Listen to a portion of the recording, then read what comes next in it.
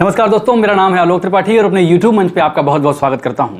दोस्तों, कल का दिन भारत के राजनीतिक इतिहास में बहुत बड़ा दिन था।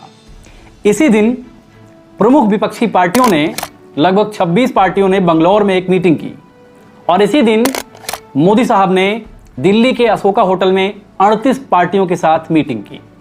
एक दूसरे पर करारा प्रहार किया गया, वार किया गया और ये लड़ाई हो गई है इंडिया वर्सेस एनडीए की। जी हां, अपोजिशन पार्टियों ने अपने गठबंधन का नाम रखा है इंडिया और राहुल गांधी यहां बाजी मार ले गए। यह हमारी दूसरी बैठक है और बहुत प्रोडक्टिव काम हुआ आज। बहुत स्मूथली काम हुआ। लड़ाई बीजेपी की विचारधारा, उनकी सोच के खिलाफ है। हमने अपने आप से सवाल पूछा, लड़ाई किसके बीच में है? Indian national developmental inclusive alliance, मतलब इंडिया। लड़ाई एनडीए और इंडिया के बीच में है। अब इंडिया की आलोचना भाजपा कैसे करेगी, भाजपा के नेता इंडिया की आलोचना कैसे करेंगे, ये तो देखने वाली बात होगी। लेकिन बंगलौर में जिस तरह से विपक्षी पार्टियों ने एकजुटता जाहिर की, यह दिखाता है कि विपक्षी पार्टियां लोकसभा चुनाव 2024 के लिए बहुत गंभीर हैं। और राहुल गांधी ने जिस मैच्योरिटी के साथ इंडिया यानी Indian national developmental inclusive alliance का इनॉग्रेशन किया और जैसे ही ये नाम प्रपोज किया, मुझे लगता है विपक्ष का कोई भी नेता ना नहीं करता। क्या उद्धव ठाकरे, क्या शरद पवार, क्या ममता बनर्जी, क्या महबूबा मुफ्ती, अरविंद केजरीवाल, खड़गे साहब, लालू यादव, तेजस्वी यादव, नीतीश कुमार, अखिलेश यादव और उनके चाचा शिवपाल यादव, सभी में एकजुटता से हामी भरी और संयुक्त विपक्षी पार्टियों का गठबंधन जो कभी यूपीए हुआ करता था, अब हो गया इंडिया। क्या शानदार नाम है। 2 मीटिंग, 2 गठबंधन एक दिन मिले। एक दिल्ली के अशोका होटल में प्रधानमंत्री के नेतृत्व में और दूसरा बंगलौर में। लेकिन दोस्तों, अगर वस्तुनिष्ठता से बात की जाए, ऑब्जेक्टिविटी से बात की जाए, तो राहुल गांधी के नेतृत्व में इंडिया जो गठबंधन है वो मोदी जी पर भारी पड़ा। किस तरह भारी पड़ा, किस तरह भविष्य की संभावनाएं हैं, आज हम फैक्ट की एनालिसिस करेंगे और किसी हवा में बात नहीं की जाएगी। आज इंक्लूसिव तरीके से, ऑब्जेक्टिव तरीके से समझने की कोशिश की जाएगी कि आखिर राहुल गांधी ने अपने जाल में मोदी को कैसे फंसा दिया है। दोस्तों, आंकड़ों की बात करें तो मोदी जी के नेतृत्व में 38 पार्टियां, यानी भाजपा को मिलाकर 38 पार्टियां और 37 पार्टियां भाजपा को छोड़कर, इन 37 पार्टियों में 25 पार्टियां ऐसी हैं जिनका कोई भी एमपी नहीं है, यानी मेंबर ऑफ पार्लियामेंट 0 हैं। 7 पार्टियां ऐसी हैं जिनके एक मेंबर ऑफ पार्लियामेंट हैं और बीजेपी को छोड़कर जो अन्य पार्टियां हैं, इनका कुल वोट था 2019 के इलेक्शन में 2.1 करोड़, यानी तकरीबन 2 करोड़ के आसपास। वहीं जो अलायंस इंडिया के नेतृत्व में हुआ है, कांग्रेस को अगर छोड़ दिया जाए तो अन्य जो 25 पार्टियां हैं उनके वोट शेयर तो लगभग 63% हैं, लेकिन इनके वोट हैं तकरीबन 13 करोड़ से ज़्यादा। यानी कांग्रेस को छोड़कर 13 करोड़ से ज़्यादा वोट और बीजेपी को छोड़कर महज 2 करोड़ वोट, पहला नंबर। और दूसरा नंबर, बीजेपी जब 2019 में सत्ता में आई थी, उस दौरान विपक्ष को मिले थे वोट 63%, 63%। वहीं एनडीए को वोट मिले थे 37%।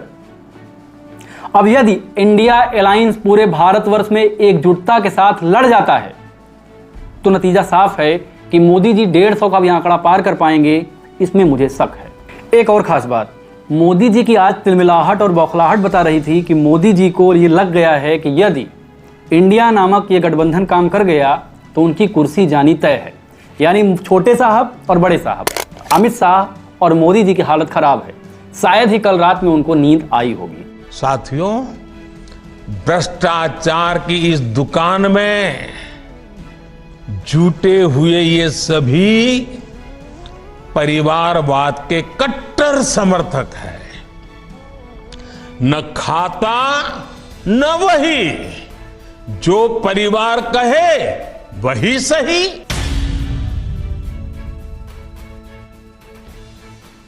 गठबंधन का जहां तक सवाल है, इंडिया का जो गठबंधन है, सुनने में यह आ रहा है मीडिया के अंदरूनी साक्ष्य बता रहे हैं कि इंडिया का गठबंधन एक ऐसा गठबंधन है जिसमें किसी खास पार्टी को तरजीह ना देकर संयुक्त अलायंस को तरजीह देने की बात कही जा रही है।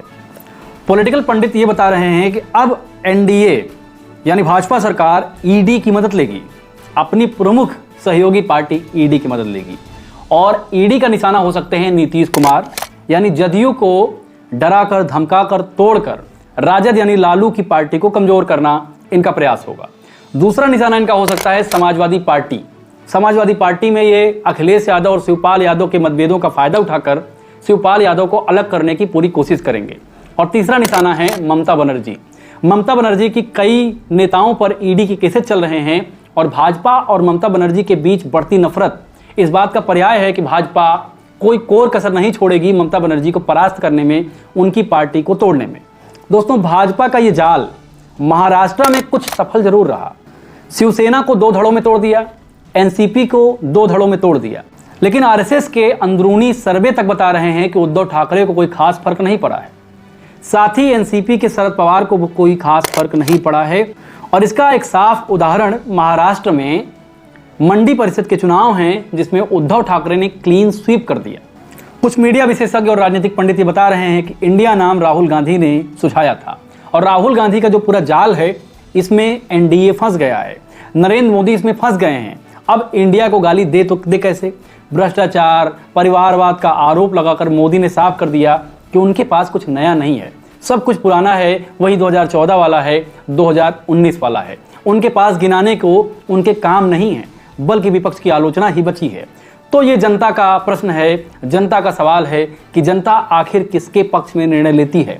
लेकिन लोकसभा चुनाव 2024 को देखते हुए लड़ाई बहुत इंटरेस्टिंग हो चली है।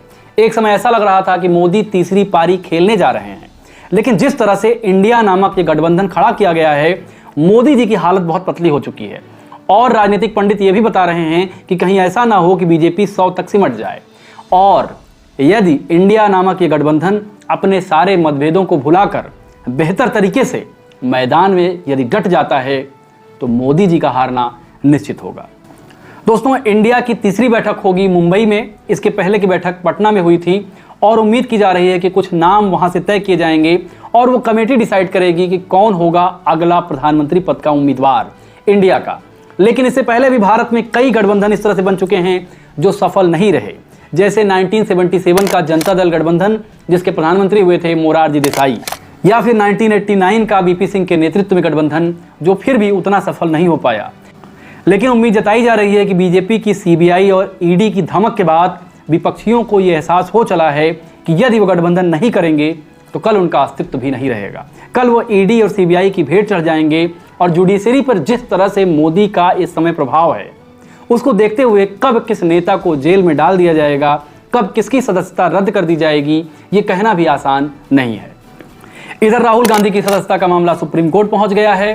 कुल मिलाकर लोकसभा चुनाव 2024 भारत के इतिहास में बहुत निर्णायक, ऐतिहासिक और मजेदार चुनाव होंगे। उम्मीद करते हैं कि लड़ाई जोरदार हो, लड़ाई विचारधारा की हो और जीते केवल देश की जनता। आज के लिए इतना ही। वीडियो कैसा लगा कमेंट करके जरूर बताएं। चैनल पर नए हो तो चैनल को सब्सक्राइब करके बेल आइकन भी दबा लें। नमस्कार।